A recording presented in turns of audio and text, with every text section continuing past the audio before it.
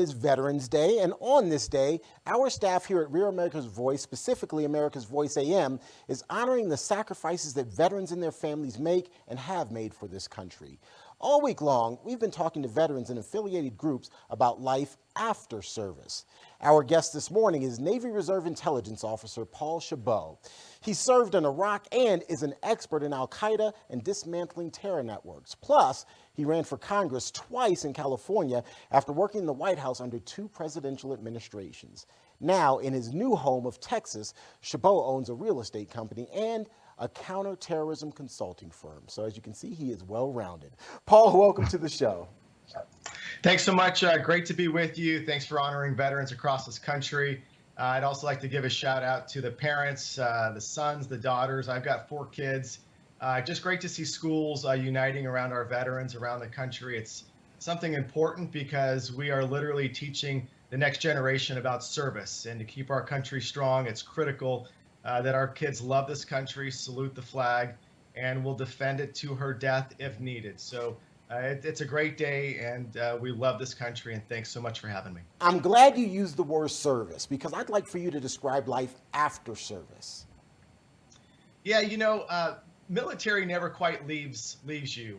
Once in service, you're always in service. You have this affiliation, if you will, to men and women of all different branches across this country, and you learn quickly as a young child or a young adult going into the military that we are the greatest nation on this earth. We're only one generation away from extinction, and that the service of what we do today preserves our ability to then transfer our lives, maybe after retirement or leaving service, into the civilian sector. Research shows that veterans are some of your most dependable employees, phenomenal at entrepreneurship and starting new businesses, or running for office. I did move to Texas, and just last week I announced I'm running for Texas State House. Our website is Defend Texas Now, has a military theme to it, discussing our borders and other issues which are important to voters. So when we leave service, we're not necessarily leaving service altogether. We're just transitioning from one service to another to still fight for our great country. And Paul, you obviously wear so many different hats and are active in so many varied industries. What drives you, and what influence did your service have on your professional and now civilian life? I think the most important item today that viewers and listeners across America can appreciate about the military is that, unfortunately, in society, there's so much division today. And so when we look at our branch of service, and any branch of service for that matter, we all wear the same uniform. Nobody cares what color you are, what religion you are. It's that we're all fighting for the same purpose. And if we can replicate that in our society as the melting pot of what we should be, and stop the division of what we're seeing today in our society, our country will be much stronger for it. America leads the way, and our military is a shining example of how men and women work together regardless for a single common purpose, which is to make sure that America survives. And that one lesson alone is so strong because we take those experiences in our service into our homes as we are role models for our children or our neighbors, or into the business sector.